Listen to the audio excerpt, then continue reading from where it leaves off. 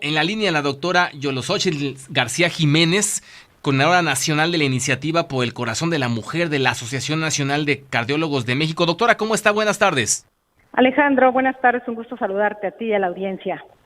Qué gusto saludarla, doctora. El tema de la mesa de este próximo viernes, la gente nos ha pedido que platiquemos sobre lo que consideran, y aquí es donde a lo mejor nos puede, bueno, no a lo mejor nos puede usted ayudar mucho, es el tema, la gente considera que se han incrementado los padecimientos cardíacos y la gente ha observado en los últimos meses noticias sobre una persona que por una afección cardíaca muere en la calle o muere en otra parte, y por eso nos pidieron platicar sobre el tema.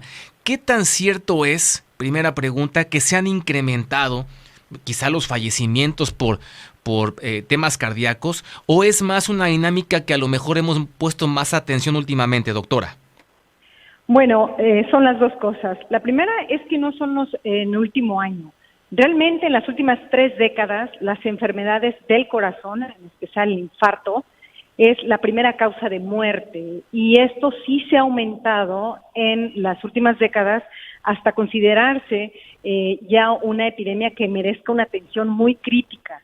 Es una realidad que la pandemia vino a mostrar estas enfermedades que parecían como más ocultas, como que no era más que de personas muy ancianas o personas de edad mayor, y que ahora lo vemos en pacientes jóvenes o personas mucho más jóvenes con quizá menos factores de riesgo como obesidad, diabetes, hipertensión, y que presentan estos eventos de muerte súbita. Entonces, se vino a mostrar este incremento en las cifras porque han aumentado también los factores de riesgo para presentar un problema cardíaco. Sedentarismo, obesidad. México ocupa los primeros lugares de obesidad a nivel mundial, el primero en obesidad infantil, lo cual es grave, nos da una pauta de lo que puede pasar en los siguientes años si esto no se modifica. Y en los primeros lugares en obesidad en personas adultas. En mujeres, el 70% de la población de las mujeres tiene sobrepeso u obesidad. La otra es incremento en las cifras de diabetes mellitus y de hipertensión, incluso a edades más jóvenes. El tabaquismo o el consumo de drogas también es un factor que predispone a este incremento de enfermedades. Entonces, es una realidad que sí hay un incremento de las enfermedades del corazón, de la mortalidad por las enfermedades del corazón. Y bueno, la pandemia mostró en muchos países, en todo el mundo, que había que dedicarse a atender esta emergencia de salud y desplazó la atención y la vigilancia de estos factores que conducían al riesgo de la enfermedad cardíaca. Entonces, es una suma de factores que ha incrementado la mortalidad. Estoy platicando con la coordinadora nacional de la Iniciativa por el Corazón de la Mujer de la Asociación Nacional de Cardiólogos de México. Doctora, le pregunto porque efectivamente los indicadores después de la pandemia nos hicieron centrarnos en los temas de COVID y a lo mejor dejar de lado otros factores que también provocaban muerte en la República Mexicana o en el mundo. Y me pregunto, bueno, también la gente de alguna forma se pregunta y nos hace llegar el tema de la ansiedad, que en tiempos de pandemia creció, los temas de ansiedad y demás, ¿también incrementaron los padecimientos cardíacos? Por supuesto, el estrés, la ansiedad, la depresión son uno de los principales factores emocionales que producen, o de alteración en la salud mental, producen una liberación constante en el cerebro de sustancias que incrementan la frecuencia cardíaca, la presión arterial, el riesgo de arritmias y, por supuesto, también los procesos de inflamación de los vasos sanguíneos.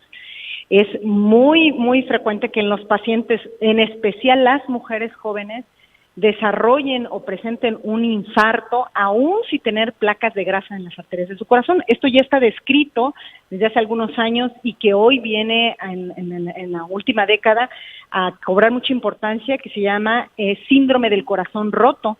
Actualmente se le llama enfermedad de Takotsubo porque el corazón adopta la forma de una vasija que se llama Takotsubo para capturar pulpos, lo describieron los japoneses, y que bueno, esto es un condicionante o un factor que se agrega a el resto de los factores de riesgo que he mencionado.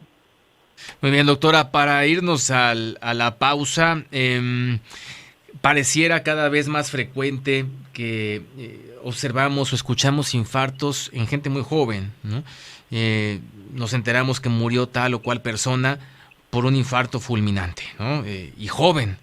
Esto es una realidad, es decir, se ha incrementado entonces también estos padecimientos o estas atenciones en la población joven, como yo lo apuntaba al arranque de la charla, ¿no? Sí, es un hecho. Tenemos pacientes, personas más jóvenes que fuman a edades más tempranas, que consumen incluso otro tipo de drogas, que también mantienen niveles de estrés permanente, constante, ansiedad, depresión, sobrepeso, mayor sedentarismo. Y algo muy importante es que tampoco se atiende en forma oportuna. Estas personas a veces tienen síntomas que pudieran pasar desapercibidos al sentirse jóvenes y que no tienen esas molestias en el pecho, la falta de aire, el cansancio, o datos que no son tan específicos que está sucediendo en el corazón, y entonces debutan con un infarto y este puede ser fulminante, o una arritmia que finalmente es la que conlleva la muerte.